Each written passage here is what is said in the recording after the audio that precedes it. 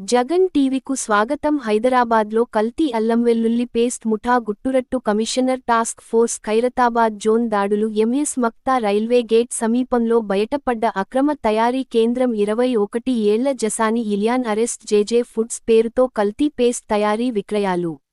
Expire అయిన FSSAI లైసెన్స్తో వ్యాపారం. హోటళ్లు కిరాణా షాపులకు సరఫరా. 4000 కేజీల కల్తీ అల్లం వెల్లుల్లి పేస్ట్ స్వాధీనం.